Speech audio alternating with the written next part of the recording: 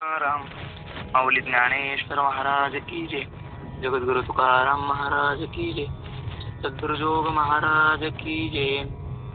ओम यंत्र प्रवेशम वाचि मां प्रसुप्तां संजीवयत्य किल शक्तिधरस्वधाम्नाम् अन्यं सहस्रशरण श्रवणत्वगादिं प्राणान्नमो भगवते पुरुषाय तुभ्यं समचरण सरोजं सान्द्रनिराम्बदाभं जगन्नहितपानिं मण्डलं मण्डलानां तरुणतुलसीमाला कन्धरं कञ्जनेत्रं तदेधवलहासं श्रीविठ्ठलं चिन्तयामि. वीतरागभयक्रोधा मन्मया मामुपाश्रिताः बहवो ज्ञानतपसा हुता मद्भावमागताः. वीतरागभयक्रोधाः, वीत म्हणजे गेलेले, भय आणि क्रोध, राग, वीत म्हणजे ज्यांचे गेलेले आहे, मनमया माम आश्रिताः मनमया माझ्या ठिकाणी प्रेम ठेवणारे, माम आश्रिताः माझा ज्यांनी आश्रय घेतलेला आहे, असे बहवो ज्ञान तपसा असे अनेक ज्ञानाच्या तपाने पुतः पवित्र झालेले, ज्ञानरूपी तपाने पवित्र झालेले, मद्भाव आगताः माझ्या भावाच्या ठिकाणी प्राप्त झालेले. आज आपला चौथा अध्याय आता चालू आहे. 10व्या श्लोकापर्यंत आपण आलेलो आहे आणि मागली चौथ्या अध्यायाची रूपरेषा अशी आहे की भगवंताने अर्जुना मी तुला हे ज्ञान सांगतोय, हे आजकाल ज्ञान नाही तर हे खूप पुरातन ज्ञान आहे. सूर्यापासून ही परंपरा सुरू झालेली होती ज्ञानाची, अनेक काळ चालली, मला नष्ट झाली आणि आता ही पुन्हा मी तुला प्रगट केली. त्यानंतर अर्जुनाने एक शंका विचारली, शंकेचं उत्तर भगवंताने दिलेले आहे आणि शंकेचं उत्तर देत असताना भगवंत का जन्माला येतात, भगवंत जन्माला येऊन काय करतात, असे अनेक प्रश्नाचे उत्तर देऊन मागल्या श्लोकामध्ये देवाने सांगितलं माझा जन्म आणि कर्म दोन्ही दिव्य आहे आणि मला जो प्राप्त होतो तो पुन्हा संसारामध्ये येत नाही, असे मागल्या श्लोकामध्ये भगवंत बोलले. नंतर माऊलीने त्याखाली विवेचन करताना जो चालीला संगेन चळे देहीची देहा नाकळे मग पंचत्वी तव मिळे माझे अचिरूपी. तो महात्मा असं जो देवाला जाणतो कसा, माझे अजत्वे जन्मने अक्रियासी कर्म करणे हे अविकार जो जाणे तो परममुक्त. असा जो परममुक्त महात्मा आहे तो संघामध्ये चालला तरी चळला जात नाही, देहामध्ये असला तरी देहाच्या धर्माने आकळला जात नाही आणि पंचत्वी म्हणजे जेव्हा त्याचं शरीर सुटतं तेव्हा तो माझ्या स्वरूपामध्ये प्राप्त होतो. इथपर्यंत आपण काल मागल्या सोमवारपर्यंत आलो होतो. आता या श्लोकामध्ये भगवंत म्हणतात ज्या पुरुषाचे काम, क्रोध आणि लोभ, क्रोध नाही या ठिकाणी, काम, राग म्हणजे काय, आसक्ती, भय आणि क्रोध. आसक्ती, भय आणि क्रोध गतः म्हणजे गेलेले आहे. मनमया जो माझ्या ठिकाणी प्रीती ठेवणारा आहे, माम आश्रित ज्यांनी फक्त आणि फक्त माझाच आश्रय केलेला आहे, असे अनेक जे ज्ञानी ज्ञानरूपी तपाने तप्त झालेले जे महात्मे आहे ती पुतः पवित्र झाली, ज्ञानरूपी तपाने ते पवित्र झाले आणि मद्भाव आगताः माझ्या भावाच्या ठिकाणी, माझ्या स्वरूपाच्या ठिकाणी ते काय झाले, प्राप्त झाले. असा या श्लोकाचा अर्थ आहे. भगवान ज्ञानोबा त्याखाली विवेचन करतात एरवी परापर्ण सोचती जे कामना शून्य होती वाटा केवळी नवती क्रोधाची. एरवी जर बघितलं तर ते महात्मे परापर्ण सोचती, पर म्हणजे अगोदर झालेलं, पुढे होणार, अपर म्हणजे पुढे होणार, म्हणजे पूर्वी होऊन गेलेलं आणि पुढे होणार, अशा दोन्ही गोष्टीविषयी जे शोक करत नाही. काही जण शोक करत राहतात, बाबा आमचे हे गेले, आमचे ते केले, आमचं असं झालं, आमचं तसं झालं, याच्यामुळे काही जण शोक करतात. काही जण उद्या कसं होईल, उद्या असं होईल, उद्या तसं होईल, याच्यामुळे शोक करतात. म्हणजे शोक करण्याची दोन पद्धती आहे, एक पूर्वीचा शोक असतो आणि एक नंतर येणारा शोक असतो. पण हा जो महात्मा आहे हा महात्मा दोन्ही प्रकारचा शोक करत नाही. हा परा आणि अपरा म्हणजे गेलेलं आणि येणारं या दोन्ही विषयी शोक करत नाही. न सोचती म्हणजे शोक करत नाही. जे कामना शून्य होती, ज्यांच्या ठिकाणी कामना म्हणजे इच्छा ही नसते, शून्य म्हणजे नसणं, ज्यांच्या ठिकाणी कामना नसते, इच्छा नसते, म्हणजे कशाचीच नसते, संसाराची नसते असं नाही तर कशाचीच नसते. कारण हे जे वर्णन आहे हे ज्ञानी पुरुषाचं वर्णन आहे आणि ज्ञानाच्या ठिकाणी काय नसते, इच्छा नसते. का? त्याचं उत्तर पंचदशीकाराने दिलेले. आत्मानं च द्विजानीयां दयमस्मेति पुरुष किमिच्छन कस्य कामाय शरीरम अनुसंजरेत. पंचदशीकार म्हणतात चेत जर अयम पुरुष आत्मानम अहम अस्मी इति, एखादा पुरुष जर आत्म्याला मी आहे असं जाणेल तर तो कशाची इच्छा करेल. किमिच्छन कस्य कामाय शरीरम अनुसंजरेत, आणि कोणत्या कामनेच्या प्राप्ती करता पूर्ती करता तो शरीरासोबत संतप्त होईल. म्हणजे आत्म्याला मी ज्याने जाणलं त्याला काय होत नाही, इच्छा निर्माण होत नाही.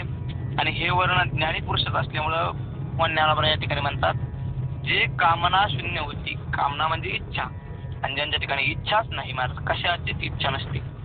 तुकोबारांचं आपण जीवन बघितलं तर तुकोबारा पण म्हणतात काम नाही झालो पायी रिकामा. काम नाही म्हणजे इच्छा नाही, आणि दुसरा काम नाही शब्दार्थ काय नाही, कर्तव्य नाही, इच्छा नसते, कामना शून्य होती. वाता केवळ नवतती क्रोधाची, आणि इच्छाच नसल्यामुळं क्रोध येण्याचा संबंधच येत नाही महाराज. ती क्रोधाच्या वाटेला कधी जातच नाही. कारण क्रोध कोणाला येतो, ज्याच्या ठिकाणी इच्छा आहे त्यालाच महाराज क्रोध निर्माण होत असतो. म्हणून जो जास्त कामी पुरुष असतो त्याच्या ठिकाणी जास्त क्रोधही आपल्याला दिसतो. क्रोध कधी येतो, क्रोधाचं कारणच सांगताना भगवंताने सांगितले कामापासून काय होतो क्रोध. जे तर काम उपजला ते तर क्रोध आधीच आला. अर्थ समोर एक ऐकून होई, ज्या ठिकाणी काम निर्माण झालेलं आहे तिथं क्रोध निर्माण झालाच समजा. कारण काम पूर्ण नाही झाला की आपल्याला काय येत असतो, क्रोध येत असतो. म्हणून त्या पुरुषाच्या ठिकाणी कामच नसल्यामुळं क्रोधाचा काय नाही संबंधच नाही. भगवान हनुमंतरायाचं वर्णन करताना खिळ्या प्रकरणामध्ये तसा शब्द आलेला आहे, कामच नाही तिथं क्रोध चिकायचा. म्हणजे ज्या ठिकाणी कामच नाही त्यांच्या ठिकाणी काय नाही, क्रोध राहत नाही. म्हणून ते मागल्या आणि पुढल्या विषयीचा वस्तूचा शोक करत नाही, कामना शून्य होती, कामना त्यांच्या ठिकाणी नाही, आणि क्रोधाच्या वाटेलाही ते कधी जात नाही. म्हणजे त्यांना क्रोध नसतो. आपण बऱ्याच संतांचे चरित्र बघितले असतील, क्रोध त्यांच्या जीवनात आपल्याला काही दिसणार नाही. त्यामध्ये आमचे पैठणचे शांतीब्रह्म एकनाथ महाराज प्रामुख्याने आपल्याला महाराष्ट्रातील संतांमध्ये प्रसिद्ध आहे शांतीब्रह्म म्हणून. क्रोधच येत नव्हता महाराज. किती प्रयत्न केले नाथ महाराजांना क्रोध आणून देण्याचे. आता तो यवन कोणतरी मुसलमान 108 वेळेस नाथ बाबांच्या अंगावर फुंकला, पण महाराज नाथ महाराजांना क्रोध तर नाही आला, पण त्याला प्रसाद देऊन नाथ महाराजांनी काय केलं, मुक्त केलं. अनेक प्रयत्न करण्यात आले नाथ महाराजांना क्रोध आणून देण्याचे. जगद्गुरु तुकोबारांना त्या मम्माजी बाबांनी काय काट्याच्या काठीला मारलं महाराज, पण क्रोध नाही आला. म्हणजे संतांच्या ठिकाणी, महात्म्याच्या ठिकाणी, ज्ञानी पुरुषाच्या ठिकाणी काम आणि क्रोध राहतच नाही. आपण अनेक संतांचे चरित्र बघितलेले, त्यामुळं तुमच्याकरता हे काही नवीन विषय असा नाही. तर क्रोध नाही, वाता केवळी नवचती क्रोधाची, कधी ते क्रोधाच्या वाटेला जात नाही. सदा मियाचे अतिले माझिया सेवा जी आले, की आत्मबोधे तोषले वितरागचे. सदा मियाचे अतिले, सर्वदा ते मियाची म्हणजे भगवंत म्हणतात ना, म्हणून हे भगवंताच्या मुखातली ओवी आहे. मियाची म्हणजे भगवंताने अतिले संपन्न असतात. कोणी धनाने संपन्न असतं, कोणी मानाने संपन्न असतं, कोणी विद्वत्तीने संपन्न असतं, कोणी कलेने संपन्न असतात. पण हे जे महात्मे महाराज ते भगवंताने संपन्न असतात. यांच्या घरी धन काय असतं, कशाची मुबलकता असते, तर परमात्म्याची मुबलकता असते. सर्वदा मियाच्या तिले, सदा मियाच्या तिले, म्हणजे भगवंताने ते संपन्न असतात. भगवंत कोंदून भरलेला असतो. म्हणून काय भगवंता व्यतिरिक्त ते कधी नसतात. म्हणून सदा मियाच्या तिले, सर्वदा माझ्यामुळे ते काय असतात, संपन्न असतात. माझी सेवा जे आले, माझी सेवा करतात म्हणून ते जगलेले. नाहीतर महाराज जर कधी हे सेवा कारण जर बाजूला काढलं तर हा महात्मा जगूच शकत नाही. फक्त भगवंताची केवळ आणि केवळ सेवा करण्याकरता काय जन्माला येतात, सेवा करतात, आणि ज्यावेळेस सेवा करण्याची इच्छा संपेल त्यावेळेस देहही सोडतात. म्हणजे यांच्या जन्माला कारण, जगण्याला कारण, राहण्याला कारण फक्त भगवंताची काय असते, सेवा असते. माझ्या सेवा जे आले, माझ्या सेवेच्या योगाने ते काय जगतात. जसं आपण जेवणाच्या योगाने जगतो. जेवण जर केलं नाही तर आपण काय करू, मरून जाऊ. पाणी पिलं नाही, ऑक्सिजन घेतला, श्वास घेतला नाही तर आपण काय करतो, मरतो. तसं कलियुगामध्ये शरीर काय अन्नमय, शरीर अन्नमय प्राण सांगितलेलं आहे. अन्न जर नसेल तर आपलं शरीर काय होतं, नष्ट होतं. तसं जर कधी सेवा नसेल महाराज यांच्या जीवनामध्ये तर हे काय जगूच शकत नाही. महाराज विशेष वाटतं तुम्हाला, आपल्या जोग महाराजांची जी शिक्षण संस्था आहे त्यामध्ये शांतीब्रह्म कोरेकर बाबा अजूनही विचारसागरचा पाठ घेतात. बाबांचं वय आता जवळपास 96 ते 97 वर्ष वय असेल बाबांचं. 97-98 मध्ये जवळपास 100च्या आसपास बाबांचं वय गेलेलं आहे. बाबांना खूप म्हणजे बाबांचा आवाज पण निघत नाही. विद्यार्थ्यांना हेही कळत नाही बाबा काय बोलतायत. तरी बाबा अजून विचारसागराचे पाठ घेतात. गुरुवारी गाथावरती बाबा बऱ्या बाबांना म्हणतात असतात, बाबा तुम्ही आता पाठ घेऊ नका, कीर्तन सोडा. हे असं बाबा नेहमी बाबांना अधिकाराने बोलतात. तसं बाबा पहिल्यांदा आम्ही जेव्हा संस्थेत होतो तेव्हा कुरेकर बाबा उभेने कीर्तन करायचे. पहिल्यांदा बसून कुरेकर बाबांना कीर्तन राऊत बाबांनीच करायला लावलं. संस्थेत आमच्या संस्थेत राऊत बाबांच्या संस्थेत पहिल्यांदा कुरेकर बाबांनी बसून कीर्तन केलं राऊत बाबांच्या आग्रहाखातीर. तर बाबा नेहमी म्हणायचे, बाबा आता तुम्ही म्हातारे झाले, तुम्ही आता हे पाठ वगैरे घेणं सोडून द्या. कुरेकर बाबांचं उत्तर असायचं, अरे राम म्हणे हे पाठ माझा जीव आहे म्हणे. जर हे पाठ घेणं कीर्तन करणं जर मी सोडलं म्हणे तर मी जगणारच नाही. म्हणजे काय, पाठ घेणं विद्यार्थ्यांना शिकवणं हे शांतीप्रभू कुरेकर बाबांना काय जगण्याला काय होतं कारण ठरतं महाराज. तसं महाराज हे भक्तांचं चरित्र असतं. सेवा करायची म्हणून जगतात. अनेक संत ते महाराज बंडातात त्यांचं चरित्र बघा तुम्ही. बंडातात त्यांना पॅरालिसचा झटका आला. बंडातात त्या दवाखान्यात होते. महाराज आता पॅरालिसचा झटका ज्या माणसाला येऊन गेला त्याने उभा राहून कीर्तन करावं शक्यच नाही.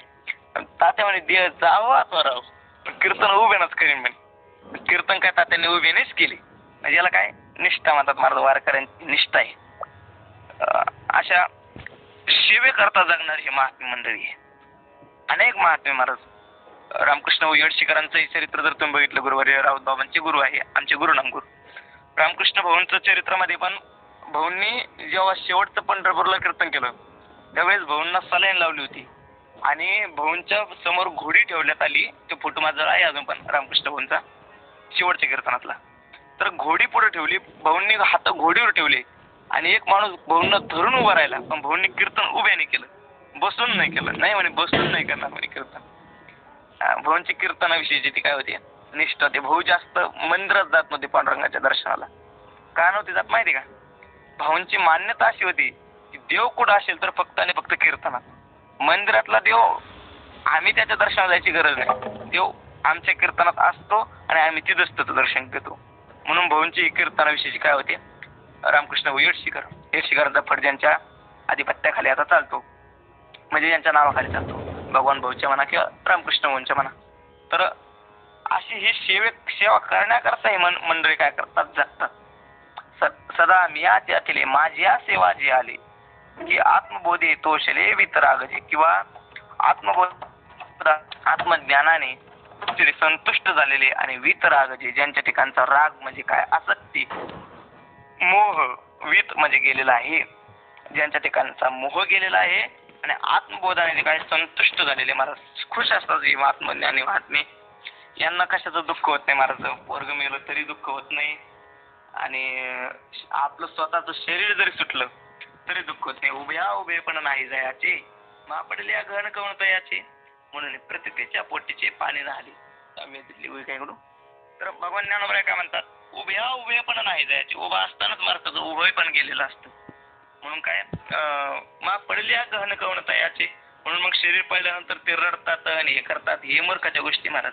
मेल्यानंतर रडणं, ज्ञानी महात्मा मेल्यानंतर रडत नाही.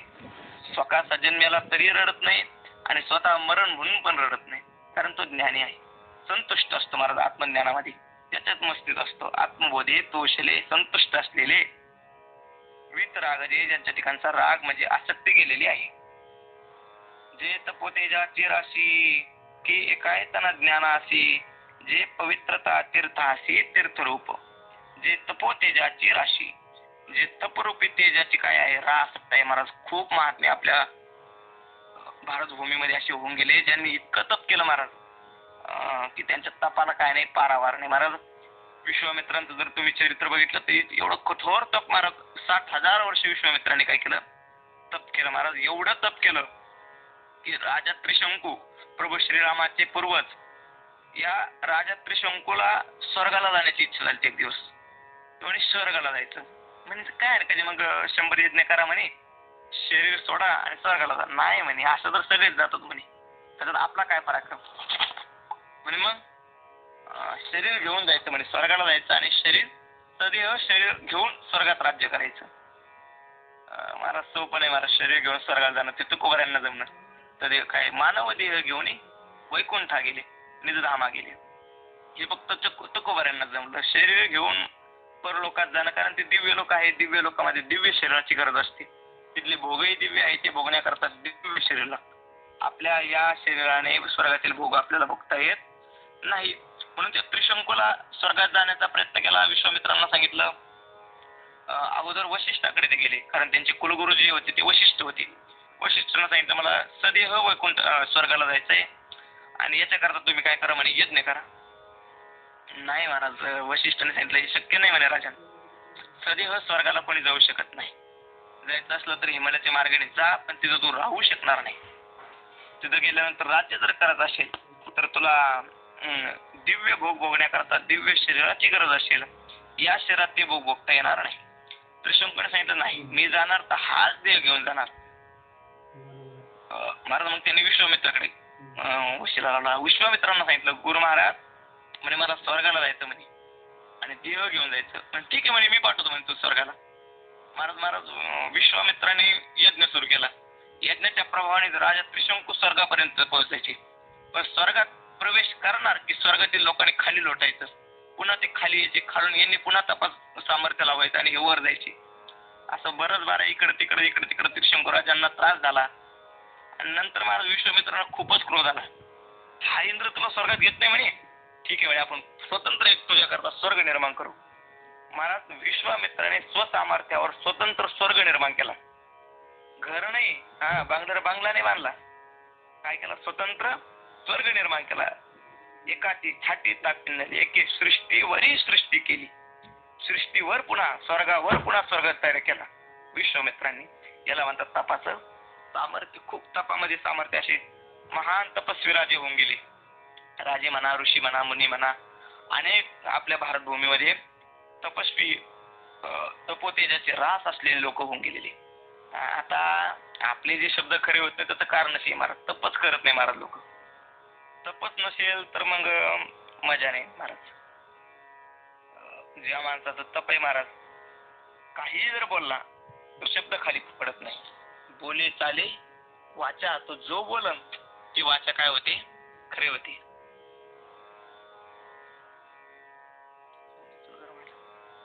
तर ते तपोतेजाची राशी तप आणि ते तपरूपी तेजाचे जे काय आहे रास आहे, जे एकायतन ज्ञानाचे, जे ज्ञानाला एक राहण्याचं ठिकाण आहे. एकायतन म्हणजे एकमेव राहण्याचं ठिकाण, ज्ञानाला जे राहण्याचं ठिकाण आहे. ज्ञानी हे महाराज आपल्या भारत भूमीमध्ये बरेच होऊन गेले. विशाल बुद्धी म्हणून त्यांचं वर्णन केलं. असे वेदव्यास महाराज, किती ज्ञान असेल फारावर नाही महाराज ज्ञानाला. व्यासांनी जेवढे ग्रंथ लिहिले तेवढे ग्रंथ वाचायचे जर म्हणले तर आपल्या 4 पिढ्या जातील. म्हणजे अनेक ग्रंथ लिहिले, खूप ज्ञानाचा साठा त्यांच्याकडे होता. असे ज्ञानी येऊन गेले जे एकायतन ज्ञानाशी, जे पवित्रता तीर्थाशी, तीर्थरूप, जे तीर्थाला तीर्थरूप काय पवित्रता आहे. आपल्याला जर आपण अपवित्र झालो किंवा पवित्र व्हायचं असेल तर आपण काय करतो, तीर्थाला जातो, चंद्रभागेत जातो, इंद्रायणीमध्ये जातो, आपल्याकडं नर्मदेमध्ये म्हणा, गंगेमध्ये म्हणा, अनेक अशी काय तीर्थ आहे. त्या तीर्थामध्ये आपण काय करतो, स्नान करतो. वारकरी असल्यामुळे आपण चंद्रभागेकडे जास्त ओढ घेतो, चंद्रभागेत जातो. का? कारण ते तीर्थ आहे. तीर्थ म्हणजे पापशालन करण्याचे जे सामर्थ्य ज्या जलामध्ये आहे त्या जलाला काय म्हणतात, तीर्थ म्हणतात. कोणत्याही पाण्याला तीर्थ नाही म्हणत. असं असू शकतं की तीर्थ हे निर्जंतुक नसेल, हान होतच असेल तीर्थात, पण मग बिस्लरीच्या पाण्याला तीर्थ नाही म्हणता येत. का नाही म्हणता येत? ते निर्जंतुक आहे परंतु पवित्र करण्याचं सामर्थ्य त्यात नाही. म्हणून काय तीर्थ कशाला म्हणतात, जे जल स्नान करणाऱ्याला किंवा दर्शन घेणाऱ्याला पवित्र करतं. व नाव घेणाऱ्या महाराज आपल्या गोदावरीचं वर्णन करताना नामदेवरायांनी म्हणले, वाची म्हणता गंगा गंगा सकल दोष जाती भंगा. नुसतं वाचीने जरी गंगा गंगा म्हटलं तर काय होतं, दोष भंगाला जातात, नष्ट होतात. त्याला काय म्हणतात, तीर्थ म्हणतात.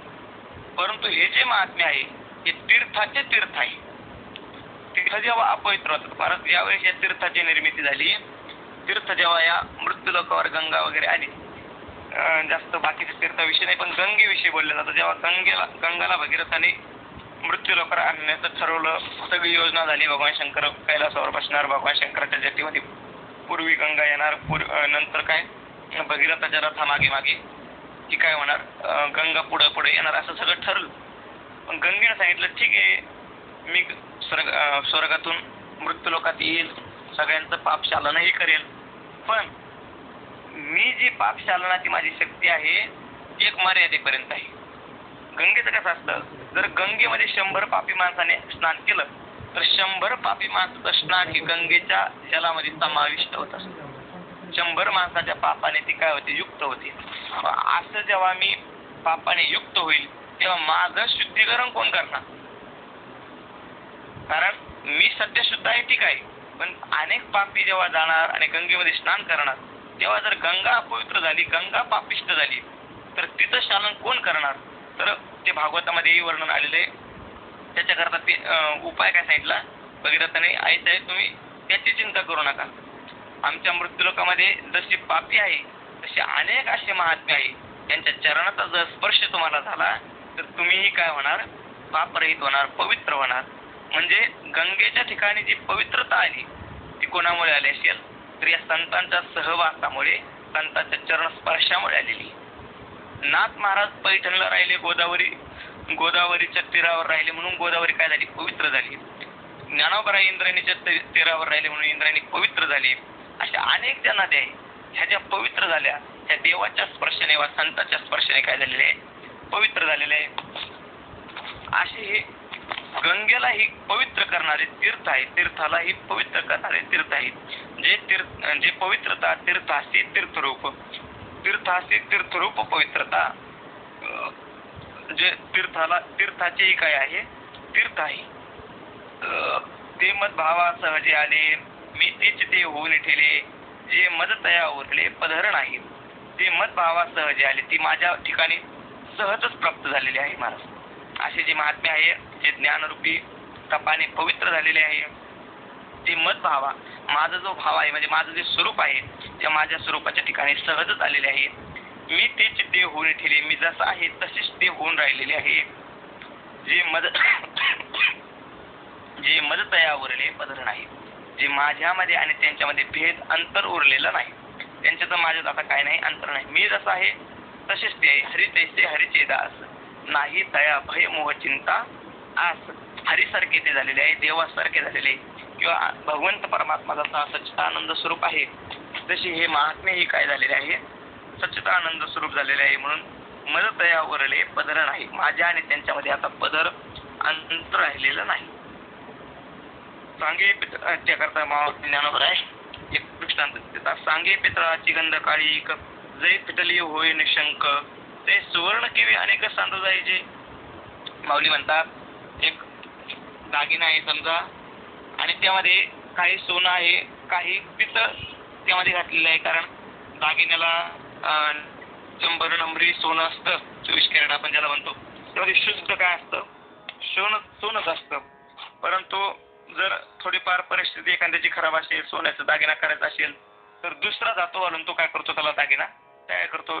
तर सोन्यामध्ये मिसळणारा जास्त धातू कोणता असतो, पितळाचा असतो. पितळाचा आणि सोन्याचा रंग थोडाफार सारखा आहे, सोन्याचा थोडा जास्त पिवळा असतो, परंतु पितळ आणि सोनं चांगलं एक वेळात मिसळतं. म्हणून पितळ आणि सोनं एक खटी करून एखादा दागिना तयार झालेला आहे.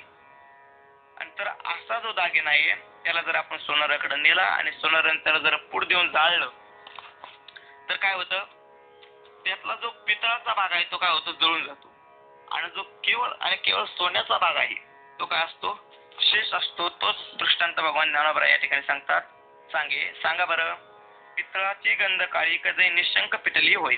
जर दागिन्यातली पितळाची जी गंध काळी आहे, हिंकसपणा आहे, तो जर जळून गेला तर सोनं शोधण्याकरता आपल्याला दुसरीकडे कुठे जावं लागतं का, नाही. त्यातला पितळ काढून टाकलं की शुद्ध सोनं ते आहेच आहे, शुद्ध सोनं त्यात असतंच. म्हणून जे पितळाची गंध काळी पिटली होई निशंक, ते सुवर्ण केवी अनेक सांडू जायचे, जोडू जायचे.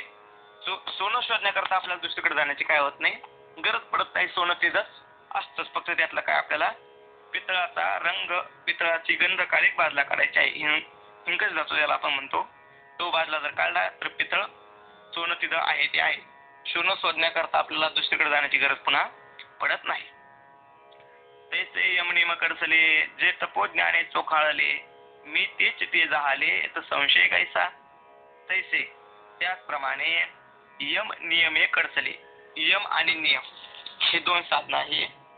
एक यम आहे आणि दुसरा नियम आहे. यम म्हणजे मनाचा निग्रह आणि नियम म्हणजे इंद्रियाचा निग्रह. कसं असतं, आपल्या शरीरामध्ये धावणारे जे आपल्याला अधोगतीकडे नेणारे जे काही गोष्टी आहेत त्यामध्ये इंद्रिय आणि मन आहे. मन जर अनात्म वस्तूच्या ठिकाणी आसक्त असेल तरीही आपलं वाटोळ होतं आणि इंद्रिय जर संसारामध्ये लिप्त असेल तरी आपलं काय होतं, वाटोळ होतं. म्हणून यम आणि नियम म्हणजे काय, तर मनाला आवरणं याला म्हणतात यम, आणि इंद्रियांना आवरणं याला काय म्हणतात, नियम म्हणतात. याला शास्त्रामध्ये अनेक ठिकाणी वेगवेगळे शब्द आलेले. या ठिकाणी भगवान ज्ञानोबरायांनी काय यम आणि नियम म्हणजे मनाचा आणि इंद्रियाचा निग्रह करून जे कडसले म्हणजे काय, शुद्ध झालेले आहे. जर आपण लोणी कडसिलं तर काय होतं, शुद्ध तूप आपल्याला प्राप्त होतं. तसं यम आणि नियमाने जे कडसलेले आहे, शुद्ध झालेले आहे, तपोज्ञाने चोखाळले, तप आणि ज्ञानाने निर्मळ झालेले आहे, मी तेच ते झाले तर संशय कैसा. माऊली म्हणतात, भगवान म्हणतात की मी जसं आहे तेच ते होऊन ठेवलेले आहे, तेच ते झालेले आहे. म्हणजे काय भगवंतामध्ये आणि त्या भक्तामध्ये काय राहिलं नाही, मग भेद राहिला नाही. कोणत्या भक्तामध्ये वर ज्याचं वर्णन केलं, हे सगळं जे वर्णन होतं ते काय, ज्ञान तपसा पूताहा या पदावर बोलताना हे माऊलींनी वर्णन केलेले. ज्ञानरूपी तपाने पवित्र झालेले. तर त्यामध्ये त्या खालच्या ह्या काय ओव्या आहेत, त्यांनी काय काय केलेले, आत्मज्ञाने तोषले, काय तपोतेजाची राशी, जे काय त्यांना ज्ञानाशी पवित्रता तीर्थाशी मदभावी आले वगैरे वगैरे, हे जे काय वर्णन झालं, असे जे भक्त आहेत ते भक्त काय झालेले, भगवंताला प्राप्त झालेले आहे. पुढे भगवंत म्हणतात, ये यथा माम प्रपद्यन्ते तांस्तथैव भजाम्यहं मम वर्तमान वर्तन्ते मनुष्य पार्थ सर्वशः. ये माम यथा प्रपद्यन्ते, जो पार्थ म्हणजे हे अर्जुना, पृथा पुत्र असलेल्या अर्जुनाच्या आईचं एक नाव काय आहे, कुंतीचं पृथा आहे. त्या पृथेचा पुत्र असलेला अर्जुना म्हणजे पार्था. ये म्हणजे जे माम यथा प्रपद्यन्ते, माझं जसं भजन करतात, तांस तथा एव त्यांना तसंच अहम भजामी, मी बसतो. जो जसा मला बसतो मी त्याला तसा बसतो. कोणी जर मला मित्र म्हणून बसत असेल तर मी त्याला मित्र म्हणून बसतो, मित्र म्हणून मी त्याच्याकडे पाहतो. कोणी मला पुत्र म्हणून बसत असेल तर मी त्याला पुत्र म्हणून पिता म्हणून बसतो. कोणी पिता म्हणून पाहत असेल तर मी त्याला पुत्र म्हणून बसतो. असं जो जसं माझं भजन करतो मी त्याला काय तसा काय करतो, त्याला प्राप्त होतो म्हणा किंवा बसतो म्हणा. ये यथा माम प्रपद्यन्ते तांस्तथैव भजाम्यहं.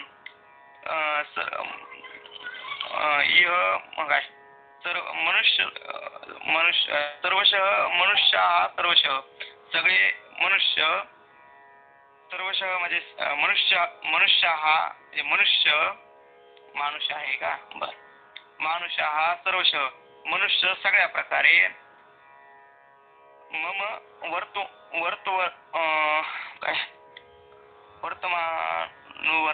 वर्तमानुवर्तन्ते माझंच काय करतात, आचरण करतात.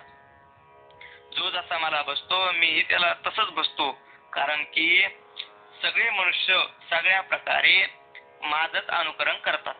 काय मम वर्तमानुवर्तन्ते शब्दाचा अर्थ काय आहे, माझं अनुकरण करतात. सगळे देवाचं आचरण करतात, अनुकरण करतात. म्हणून देव जसा ज्याला बसतो तोही त्याला काय करतो, तसाच बसतो. अशा श्लोकाचा अर्थ आहे. एरवी तरी पायी जो जायचा माझ्या ठाई, भजती तया मी ही तैसाची भजी. भगवान ज्ञानोबराय म्हणतात, एरवी बघा जो जसं मला भजतो मीही त्याला काय तसंच बसतो. महाराज देवाचा स्वभावाची महाराज अनेक चरित्रातून आपल्याला असं कळलं, ज्याने देवावर जेवढं प्रेम केलं तेवढं देव काय करतो त्याच्यावर प्रेम करतो. एक वेळेचा प्रसंग आहे, त्या गोकुळातल्या ज्या गवळणी होत्या त्या भगवानवर अतिशय प्रेम करायचे महाराज. निष्काम प्रेम केलं गोकुळातील गवळणीने देवावर. त्या गवळणीने एक दिवस भगवान श्रीकृष्णाला एकांतात नेलं आणि त्यांच्या गप्पा चालू असताना सहज विषय निघाला. सगळ्या सांगू लागल्या, देवा मी तुझ्यावर खूप प्रेम करते. ती म्हणायची, देवा मीही तुझ्यावर खूप प्रेम करते. सगळ्या सांगू लागल्या आणि एकीने सहज विचारलं, देवा आम्ही सगळ्या तुझ्यावर प्रेम करतो हे खरंय, परंतु तू माझ्यावर किती प्रेम करतो रे? ते म्हणाले, वा तुझ्यावर मी प्रेम करत नाही असं कसं काय म्हणे, तुझ्यावर तर मी खूप प्रेम करतो म्हणे. लगेच दुसरीने विचारलं, तेव्हा माझ्यावर किती प्रेम करता? तिलाही सांगितलं तुझ्यावरही खूप प्रेम करतो. तिसरीने विचारलं, सगळ्यांना हेच सांगायला लागला. मग तेव्हा सांगितलं, हे बघा सगळ्यांना वेगवेगळं सांगितल्यापेक्षा सगळ्यांना एकच सांगतो, मी कोणच्यावर किती प्रेम करतो हे जर तुम्हाला बघायचं असेल तर मला विचारायची गरजच नाही. जसं तुम्ही माझ्यावर जेवढं प्रेम कराल तेवढंच मी तुमच्यावर प्रेम करतो महाराज, तसं बरंही जादा किंवा कमी नाही. जर देवाला तुम्ही नागपोसाच्या धुडक्या एवढंही कधी प्रेम करत नसाल, म्हणजे शंभूडपोसाचं तुमचं जे धुडकं असतं ते धुडक्यावर जेवढं प्रेम करता तेवढं जर कधी तुम्ही देवावर प्रेम करत नसाल तर देवही तेवढंही ते तुमच्यावर प्रेम करत नाही. आणि तुम्ही जर जीवापाड देवावर प्रेम करत असाल तर देवही तुमच्यावर जीवापाड प्रेम करतो. महाराज देवाचा स्वभावच आहे, यथा माम प्रपद्यन्ते तथैव भजाम्यहम्. जो जसा देवाचं भजन करेल देव त्याला तसा प्राप्त होतो. महाराज पुढे 9व्या अध्यायात आपला विषय येणार आहे, ज्याने जशी उपासना केली महाराज, ना तरी भयाते नेमिषे माते न पविजे काय कंसे का अखंड वैरवसे चैद्याती की 9व्या अध्यायात उभी आहे. भयाच्या निमित्ताने महाराज देवाचं चिंतन कंसानेही केलं, भीतीने केलं. देव येईल मला मारेल, देव येईल मला मारेल, देव येईल मला मारेल, हे चिंतन कंसानेही केलं. कंसालाही देव प्राप्त झाला. पण कंसाने शत्रू म्हणून चिंतन केलं तर शत्रू म्हणून त्याला प्राप्त झाला. वैरी म्हणून चैद्याधिक शिशुपालाधिकांनी भजन केलं तर शत्रू म्हणून त्यांनाही प्राप्त झाला. वासुदेवाधिकांना पुत्र म्हणून देवावर प्रेम केलं तर त्यांना तो पिता म्हणून पुत्र म्हणून प्राप्त झाला. असं अनेक भक्तांना ज्याने जसं देवाला बघितलं, अर्जुनाने मित्र म्हणून प्रेम केलं, अर्जुनाला मित्र स्वरूपात प्राप्त झाला. बंधू बळीभद्राने बंधू म्हणून प्रेम केलं, त्याला बंधू स्वरूपात देव काय झाला प्राप्त झाला. जो जसा देवावर प्रेम करतो देव त्याला तसा प्राप्त होतो. एरवी तरी पाही जो जैसा माझ्या ठाई भजती तया मीही तैसाची भजे. जो जसा देवाला भजतो देवही त्याला तसाच बसतो महाराज. म्हणून अक्क देवाला नाही चालत. वरच्यावर केलेल्या नाटक संसाराला आपण सामान्य लोकांना बोलू शकतो महाराज. सामान्य लोकांना वाटेल बाबा मोठा गंध लावतात, मोठ्या गळ्यात माळ आहे, कीर्तन करतात, प्रवचन करतात, भजन करतात, म्हणजे देवाचे भक्त असे महाराज. पण देवाला तसं नाही महाराज. देवाला आपलं करतं सगळं पाहतो महाराज. तो हा आपल्यावर किती प्रेम करतो, कशा करता भजन करतो, भजन करून काय मिळवतो, याचं प्रेम कशावर आहे हे सगळं महाराज देवाला कळतं. म्हणून तो आपल्या सामान्य लोकांसारखा बोलत नाही महाराज, नुसतं बाहेरच्या वेशावर आतलं पाहतो. आणि जो जसा त्याच्यावर प्रेम करतो, जो जसं त्याला वागतो, जो जसं त्याला मानतो महाराज. जे लोक म्हणतात देव नावाची वस्तू या जगात नाही, त्यांच्याकरता महाराज देव खरंच नसतो. म्हणजे असं नाही आपल्याकरता देव आहे आणि त्यांच्याकरता कसं काय नाही महाराज. त्यांना देव दिसूच शकत नाही. का? कारण ते देव नाही स्वरूपात देवाचं भजन करतायत, म्हणून देव त्यांच्याकरता नसतो. आणि जो देवाला फक्त आहे, देव आहे अशा स्वरूपात भजन करतो त्यालाही तो भक्त नुसता आहेच वाटतो महाराज. आणि जो देवाला सर्वत्र आहे असं पाहतो त्याला सर्व ठिकाणी देव दिसतो. म्हणजे देवाला जो जसा भजेल, नाही स्वरूपात जरी भजत असला तरी तो देवाला भजतोय. एखादा जर देव नाही म्हणून जगभर प्रचार करतात तर हे देवाचं एक भजनच आहे, देवाचं एक चिंतनच आहे, फक्त अभाव स्वरूपातलं चिंतन आहे. पण त्याला अभाव स्वरूपामध्ये देव प्राप्तच होतो. आणि एखादा देव आहे म्हणून प्रचार करत असेल तर त्याला देव भाव स्वरूपात प्राप्त होतो. असं म्हणजे देव सगळ्यांनाच प्राप्त होतो, फक्त जो जसं देवाचं भजन करेल तो त्याला तसा प्राप्त होतो. यथा माम प्रपद्यन्ते एरवी तरी पाही जो जैसा माझ्या ठाई भजती तया मीही तैसाची भजे. देखे मनुष्य जात सगळ हे स्वभावता भजनशील झाले असे केवळ माझ्या ठाई. भगवान ज्ञानोबा म्हणतात बघा, खरं जर सांगायचं झालं तर या जगामध्ये एकही असा प्राणी नाही किंवा मनुष्य नाही जो देवाचं भजन करत नाही वा भजन करत नाही. कारण मनुष्याचा स्वभावच भजन करणे. भजन करत नाही असा माणूस तुम्हाला दिसणारच नाही. आणि भजन भजन भजन म्हणजे काय हो? भजन म्हणजे काय? टाळ घेणं, पेटी घेणं, विणा लावणं, पखवाज लावणं आणि स्वरात सा रे ग म प ध करून अभंग गाणं याला भजन नाही म्हणत महाराज. याला राग रागिण्या गाणं वगैरे हे भजन नाही. हा म्हणजे हे भजन नाहीच असं नाही, पण केवळ हेच भजन नाही. भजन शब्दाचा अर्थ होतो सेवायाम. भजन सेवायाम. भज भजती सेवा करणे असा त्याचा अर्थ आहे. भज भजती सेवा करणे हा भांडारकर मधला एक शब्द आहे आणि या शब्दाचा अर्थ आहे सेवा करणे. गाणं याला भजन नाही म्हणत. आपल्याकडे ती आता एक पद्धत पडली की गायला लागला का आपण काय म्हणतो भजन, पण तसा काही अर्थ नाही महाराज. तो जर कधी सेवा म्हणून गात असेल देवाची तर ते भजन आहे. हा फक्त संसार जगाला रंजवण्याकरता वा पैसा मिळवण्याकरता लोकांनी चांगलं म्हणावं म्हणून जर गात असेल तर महाराज त्या भजनाचा, त्या गाण्याचा आणि भजनाचा सूत्रानं संबंध नाही. काहीच संबंध नाही महाराज. त्याने जी अपेक्षा केली, पैशाची अपेक्षा केली असेल तर पैसा, धनाची अपेक्षा केली असेल तर धन, मानाची अपेक्षा केली असेल तर मान. हेच त्याचं त्यांना काय समजावं? फळ समजावताना पुण्य वगैरे असलं काही फळ त्याचं समजू नाही. कारण भज भजती सेवायाम. देवाची सेवा ज्याने होईल त्याला काय म्हणावं? भजन करावं. नाही तर महाराज जर कधी गायलाच भजन म्हणत असेल तर पिक्चर मधले गाणे गाणारे सुद्धा भजन करतात असंच आपल्याला म्हणावं लागेल. कारण ते आपल्यापेक्षा चांगल्या स्वरात गातात. आपली वारकरी ज्या स्वरात गातात त्याच्यापेक्षा हे पिक्चर गाणे म्हणणारे चांगल्या स्वरात गातात. विषय तो नाही, गायनाचा विषय नाही. गायन हा एक विषय आहे आणि त्याचा भजनाचा संबंध नाही. हा पण गायनाची ही जी कला आहे, ती कला जर कधी आपण देवाची सेवा म्हणून आपण त्याचा वापर करत असू तर हे काय ठरेल? भजन ठरेल. म्हणजे सेवा करणे याला काय म्हणतात? भजन म्हणतात. आणि सेवा करण्याला भजन म्हणतात. देवाची सेवा करण्याला भजन म्हणतात असं काही. आणि कोणीही जर म्हटलं तर कोणाची महाराज कोणी सेवा करत असतं. नाही काय म्हटलं तर दररोज आपल्या शरीराची तरी आपण काय करतो? सेवा करतोच ना. सकाळी उठल्यानंतर 2 तरी धुतोच. आंघोळ करताना साबण अंगाला लावतोच. महाराज काय माणसं 1-1 तास आंघोळ करतात. उठणं लावणं, वज्रण घासणं, साबण लावणं, शॅम्पू लावणं वगैरे वगैरे असं अनेक उपचार विधीने त्यांची काय असते? स्नानाची पद्धत असते. 1-1 तास काय करतात? शरीराची सेवा करतात. म्हणजे हे पण काय आहे? भजनच आहे ना. म्हणजे माणसाचा स्वभावच आहे सेवा करणं. तो कोणाची सेवा करतच असतो. संसार असेल तर बायका पोराची सेवा करेल, पारमार्थिक असलं तर देवाची सेवा करेल आणि नास्तिक असलं तर कमीत कमी केवळ शरीराची तरी काय करेल? सेवा तर करतोच ना. सेवा करण्याला भजन म्हणतात. कोणाची करतात याला नाही. म्हणून माऊली काय म्हणतात? देखे मनुष्य जात सकळ मनुष्य जात. असं नाही वारकरी सेवा करतात आणि वारकरीच भजन करतात. सगळे जगातले सगळे प्राणी, सगळे लोक काय करतात? भजनशीलच आहे. भजन करणे यांचा स्वभावच आहे. फक्त प्रॉब्लेम हा आहे की कोणाची सेवा करतात. यांनी कोणाची सेवा करणं सोडून जर माझी सेवा केली तर यांच्या जीवनाची काय आहे? सार्थकता आहे. परी झाले असे केवळ माझ्या ठाई. फक्त यांना वळवण्याची गरज आहे. सगळे सेवा तर करूच राहिली, सगळे काम तर करूच राहिले, फक्त त्यांनी काम थोडं वेगळ्या पद्धतीत केलं पाहिजे. माझी सेवा केली पाहिजे.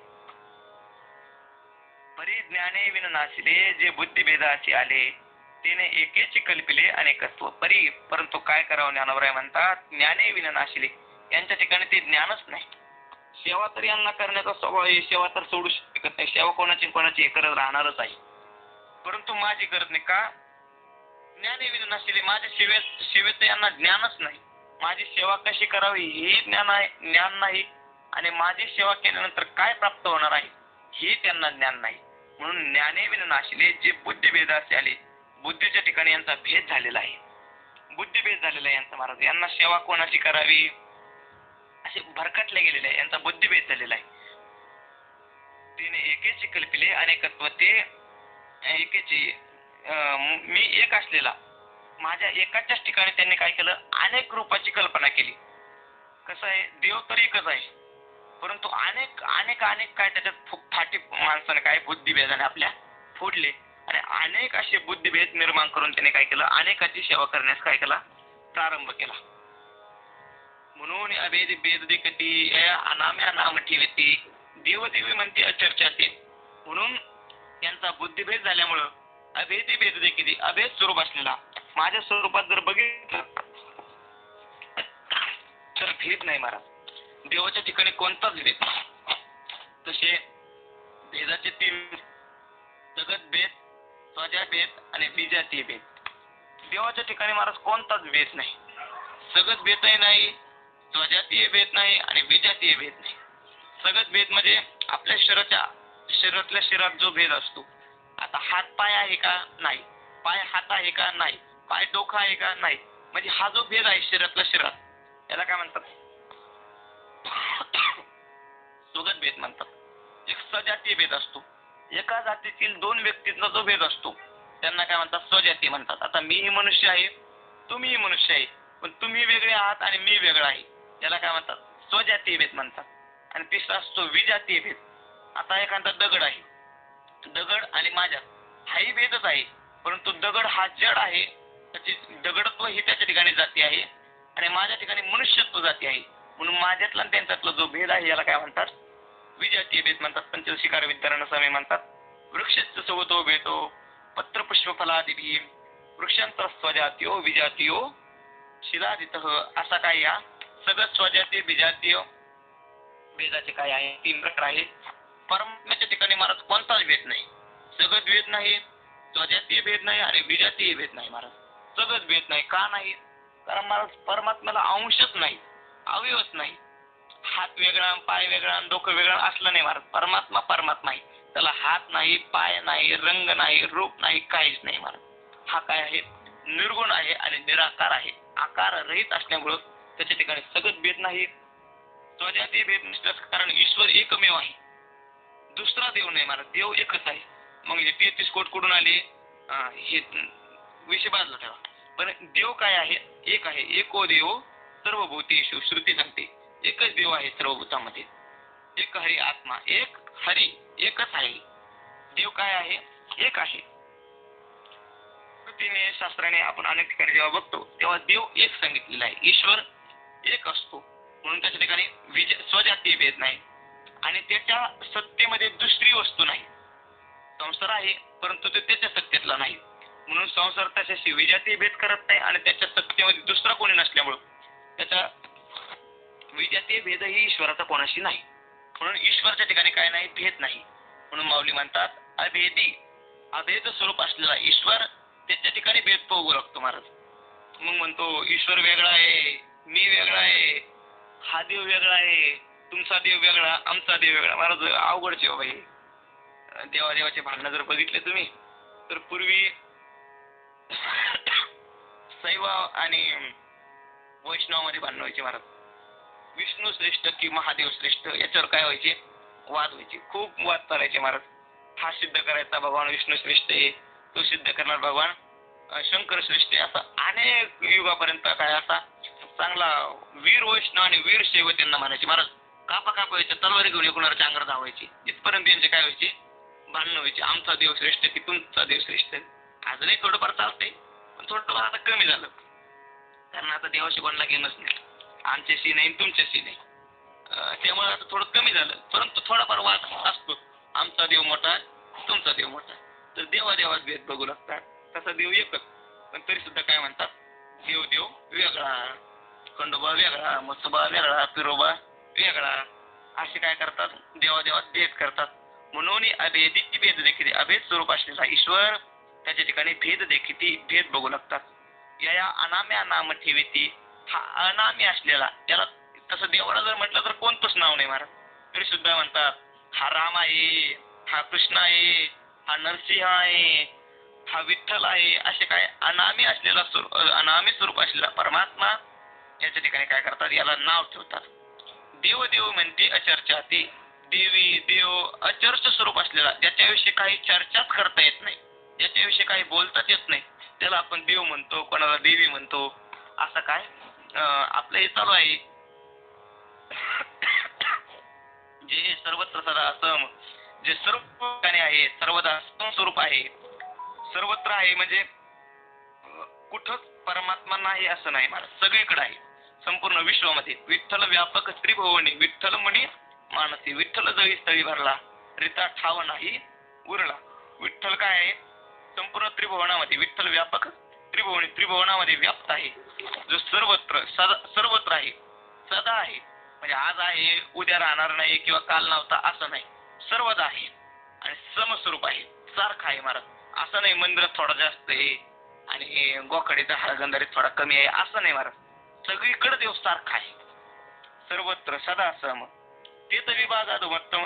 मग म्हणतात नाही हा देव इथं कमी आहे, इथं मंदिरात गेल्यानंतर दर्शन घेतलं पुण्य लागतं, चंद्रभागेत स्नान केल्यावर जास्त पुण्य लागतं, इकडे कमी लागतं, असं काय विभाग आपण काय करतो योजतो. मतीवशी संभ्रम विपंडिती, आपल्या मतीला वश होऊन बुद्धीच्या अधीन जाऊन काय आपण संभ्रमाने अशी विवंचना बोलत असतो. असा अभेद स्वरूप असलेल्या देवामध्ये भेद पाहतो. त्यात भेदाचे हे प्रकार आहे, अधोमोत्तम मानणं, श्रेष्ठ मानणं, दुसरा मानणं, वेगळा मानणं, देव मानणं, देवी मानणं. हे महाराज देवाच्या ठिकाणी काहीच नाही महाराज, सर्वत्र कसं आहे सदा सम आहे. पण त्याच्या ठिकाणी अधोमोत्तम आपण काय करतो विभाग युजतो आपल्या मतीच्या योगाने. पुढे माऊली पुढे भगवंत म्हणतात कांक्षक्त करणांग सिद्धी जंती ह देवता क्षिप्रम हिमानसी लोके सिद्धिर्भवती कर्मजा. मनुष्य लोके, या मनुष्य लोकामध्ये कर्मणांग सिद्धिं कांक्षतः, कर्माच्या फळाची अपेक्षा करणारे देवता काय देवता हा यजंते, बाकीच्या देवांना काय करतात यजंते, योजतात म्हणजे उपासना करतात, भजन करतात बाकीच्या देवांची. कोण लोक ज्यांना कर्माच्या फळाचे काय आहे अपेक्षा आहे, बाबा मी असं असं केल्यानंतर मला पोरग होईल, असं असं केल्यानंतर बोरला पाणी लागन, अजून बऱ्याच अपेक्षा असतात ना संसारी माणसाच्या, धन वाढन मान वाढन वगैरे वगैरे अशा ज्या अपेक्षा आहेत, या अपेक्षाच्या पूर्ती करता अनेक देवाचे लोक काय करतात भजन करतात. भगवंत तेच म्हणतात म्हणजे या मनुष्य लोके, मनुष्य लोकामध्ये कर्मणांग सिद्धी कांक्षितः, कर्माच्या सिद्धी म्हणजे फळाची अपेक्षा करणारे देवता हा यजंते, देवाचे काय करतात भजन करतात. का करतात? कारण की कर्मजा हा सिद्धी भवती, मनुष्य हा क्षिप्रम सिद्धी भवती, हा कर्मजा हा अशा कर्माने हे जे देवांच्या उपासना करतो आपण म्हसोबा, खंडोबा, पिरोबा वगैरे वगैरे, त्या देवांच्या जे उपासना करतो असे जे कर्मजा हा कर्म आहे, याने क्षिप्रम सिद्धी यजंती, लवकर महाराज काय होतात फल प्राप्त होतात. आपल्याला दिसतंय ना का आम्ही असं असं साधन केलं, आता असं आम्हाला काय झालं फल प्राप्त झालं. आता जास्त करून ते मिश्र मार्ग सांगतात बघा, असं असं करा, 31 सोमवार करा वगैरे वगैरे, असं होईल तसं होईल तसं होईल, आणि ते फळही लोकांना अनुभवास येतात. म्हणजे काय होतं योग लवकर काय होतं सिद्धी त्यांना प्राप्त होते. म्हणून अनेक लोक काय करतात, अनेक देवाला काय करतात भजतात, माऊली त्याखाली विवेचन करतात. मंग नाना हेतू प्रकारे थोचित उपचारे मानली देवतांतरी उपासिती. आता वर माऊली म्हटले की लोक काय करतात अनेक देव मानतात, ह्यो याचा देव वेगळा, तसा देव वेगळा, तसा देव वेगळा, सगळ्यांचे देव काय असतात वेगवेगळे असतात. असे काय सगळ्यांचे देव असतात. मग आता सगळ्यांचे देव वेगवेगळे म्हटल्यानंतर सगळ्यांना एकच कसं झालं. आता घरात जर कधी सगळेच देव आहे, भगवान शंकराची प्रतिमा आहे, भगवान विष्णूची आहे, भगवान गणपती बाप्पाची आहे, सगळ्यांची आहे, तर मग सगळ्यांना बेलपत्र होऊन चालू का नाही. काहींना तुळशीपत्र लागतं, काहींना हरळ लागते, काहींना बेल लागतं, असं सगळ्यांना काय लागतं वेगवेगळं खाद्य लागतं. मग ते भक्त मंडळ काय करतात माऊली म्हणतात मग नाना येतो प्रकारे थोचित उपचारे मानली देवतांतरी उपासिती. मग नाना हेतू प्रकारे, मग आता अनेक प्रकारचे त्यांचे काय उपासनाच्या पद्धती, मग त्या पद्धतीनुसार त्यांनी जे देव मानलेले आहे त्यांची उपासना, त्यांना मानणारे जे शास्त्र आहे त्या शास्त्रामध्ये जशी उपासना करायची सांगितली तशी उपासना करण्याचा काय करतात प्रयत्न करतात. यथोचित उपचारे उपासिती, जशी अपेक्षित पूजा आहे तशी काय करतात. आता गणपती बाप्पा आपल्याकडे बसवतात, तर मग कशी पूजा करावी लागते, आपलं पांडुरंगासारखं मग तुळशीपत्र होऊन चालतात त्यांना नाही. दररोज सकाळी मोदक, हरण, आरती वगैरे अशी गणपतीची मला गणपती बाप्पाची पूजा करावी लागते. पुन्हा मग आता देवी बसली का देवीची मग देवीच्या पद्धतीने पूजा. मग त्यांना 2 पायाचं 4 पायाचं काय असतं तुमच्याकडे ते तसलं काय चालतं. असलं जसं देव मानले मग त्यांनी. आता देवाचे मग बरेच प्रकार आहे. पुढं मला वाटतं 9व्या अध्यायात पुन्हा हाच विषय येणार आहे. विस्ताराने आहे तिथं. नाना हेतू प्रकारे मग अनेक प्रकारच्या हेतूने त्या देवाची ते काय करतात उपासना करतात. आणि उपासना केल्यानंतर त्यांची उपासना व्यर्थ जाते असं नाही बरं का. डबल तुम्ही म्हणता बाबा महाराज म्हणून राहिले का असं करतात तसं करतात तसं नाही. त्यांची उपासना ती सार्थच आहे. निरर्थक त्यांची उपासना आहे असं नाही. मग तशी उपासना केल्यानंतर काय होतं भगवान ज्ञानोबराय म्हणतात मग जे जे अपेक्षित ते त्याची पावती समजतं. पर ते कर्मफळ निश्चित ओळखतो. मग तिथं त्यांना जे जे अपेक्षा असते. आता एखादा भगवान शंकराचे सोमवार धरतो 16 सोमवार वगैरे धरतात लोक. काय तर त्यांच्या मनात अपेक्षा असते असं असं झालं तर मी काय घरात सून यावी म्हणून एवढे सोमवार धरते. काय असं महिला मंडळांच्या बऱ्याच अपेक्षा असतात ते डोकं खाण्याचा विषय. तर अशा ज्या अनेक अपेक्षा आहेत त्या अपेक्षा धरून काय करतात लोक देवाची उपासना करतात. मग त्यांना तिथं जी अपेक्षा असते ती अपेक्षा त्यांची काय होते पूर्ण होते. मग तिथं जे जे अपेक्षित ते त्याची पावती समजतं. त्यांना ते सगळं प्राप्त होतं. पण माऊली म्हणतात परी ते कर्मफळ निश्चित ओळखतो. परंतु त्याचा अर्थ असा नाही की ते देवांना तुला प्रसन्न होऊन ते दिलं. तू ते कर्म केलं म्हणून तुला ते प्राप्त झालेलं आहे. ते तर कर्मफळ निश्चित ओळखतो. ते तुला जे प्राप्त झालेलं आहे ते तुझ्या कर्माचं फळ आहे. देवाची प्रसन्नता नाही म्हणायची. तुझ्या कर्माचं फळ होतं म्हणून तुला काय झालं ते प्राप्त झालं. ते तर जे जे अपेक्षित ते तैसेची पावती समजतं. प्रत्येक कर्मफळ निश्चित ओळखतो.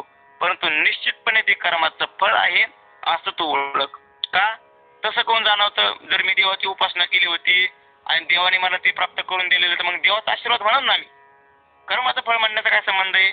माऊली म्हणतात तसं नाही.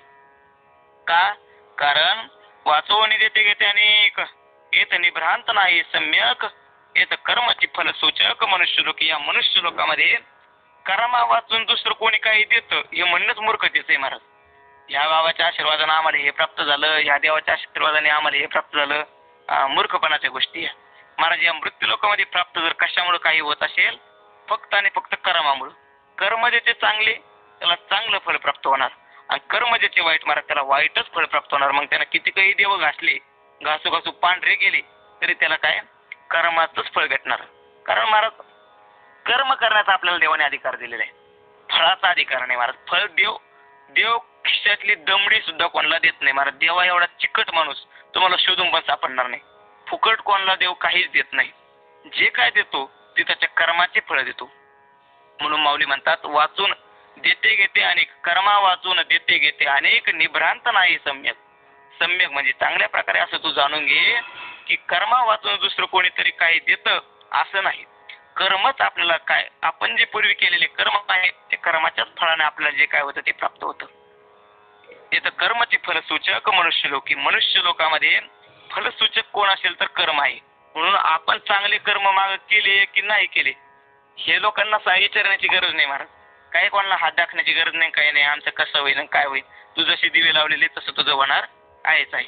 म्हणून असं काही भविष्य पाहा असलं काही नाही. म्हणजे भविष्य खोटं असतं असं मला नाही म्हणायचं. पण पाहण्याची गरज नाही. जे आपण दिवे लावलेले जे कर्म केलेले ते फळ आपल्याला भोगण्याचे आणि जाणून घेऊन तरी काय करणार आहे महाराज. जर ते आपण बदलू शकत नाही तर जाणून घेऊन काय करणार आहे. कळत नाही असं नाही महाराज. कारण ज्योतिष हे एक शास्त्र आहे आणि त्या शास्त्रानुसार त्याची जर कधी योग्य जाणकार असली मंडळी तर ते योग्य उत्तर आपल्याला देऊ शकतात. हात पाहून वा रेषा पाहून म्हणा किंवा तुमच्या जन्माचा वेळ वगैरे पाहून सगळं ते सांगू शकतात.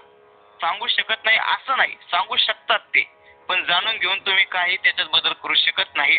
म्हणून जसे आपण कर्म केलेले जसे आपण मागे दिवे लावलेले तसं आपल्याला फळ भोगायला भेटणार आहे. म्हणून कोणत्या वाचून कोणत्यासाठी रडायचं नाही. आमचं असंच काय आहे आमचं तसंच काय काही शोक करायचं नाही महाराज. जे समोर येईल ते भोगायचं. अनेक रुसावे न लगे बहुता आपल्या संचिता वाचून या. आपलं संचिताला काय बोंबलाचं काय शिवाय द्यायचं ते स्वतःला द्यायच्या.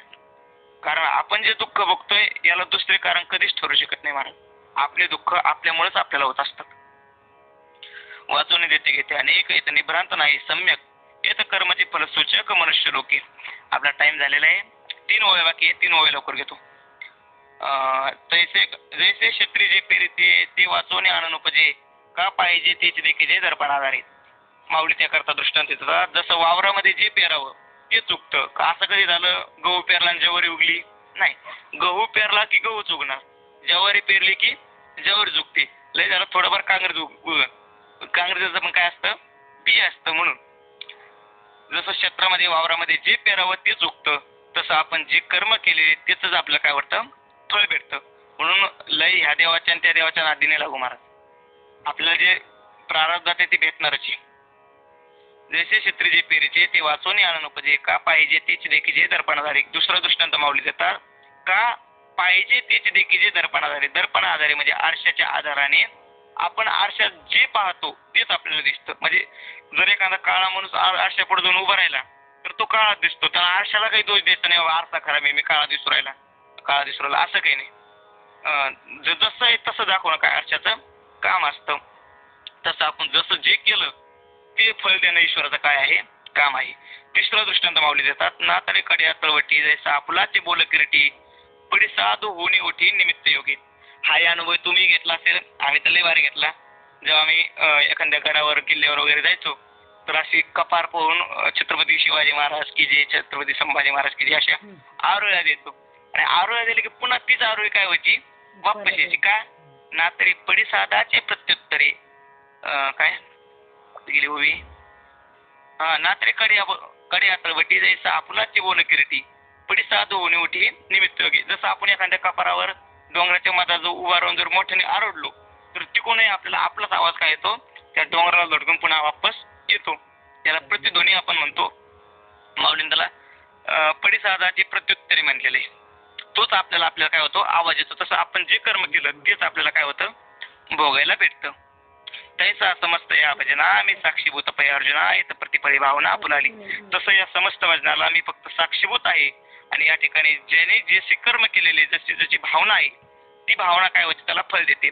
ईश्वर आपल्याला कशाचंच फळ देत नाही, आपल्याच कर्माचे फळ आपलेच कर्म बघून ईश्वर काय असतो, देत असतो. म्हणून देवाला काही दोष द्यायचा नाही, आम्हाला गरीब का केलं, आम्हाला दुःखी का केलं. आपण लावलेले दिवे असतात. हाच भाव माऊलींचा सांगण्याचा आहे. आपला टाइम झालेला आहे. 13व्या श्लोकापर्यंत आपण आलोय. पाश्चादान घ्यायचा.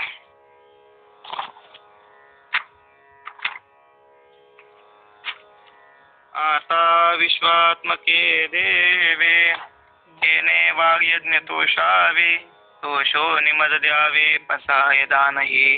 जे खळांची व्यंकटी सांडो तया सत्कर्मरती वाढो भूता परस्परे पडो मैत्र जीवांचे दुरितांचे तिमिर जावो विश्व स्वधर्म सूर्य पाहो जो जीवांचे तो ते लावो प्राणी जात वर्षत सकळ मंगळी ईश्वर निष्ठांची मांदी आली अनवरत मंडळी भेट तो यावता चला कल्पतरुचे आरव चेतना चिंतामणीचे गाव बोल दे जे अर्णव पियुषांची चंद्रमे जे अलांचन मार्तंड जे तापहीन ते सर्वाई सदा सज्जन त्वरे हो तू किंबहुना सर्व सुखी पूर्ण हो नितीने लोकी भजिजो आदि पुरुषी अखंडित आणि ग्रंथोपजीविये विशेष लोकीये दृष्टा दृष्ट विजय ओवावेजी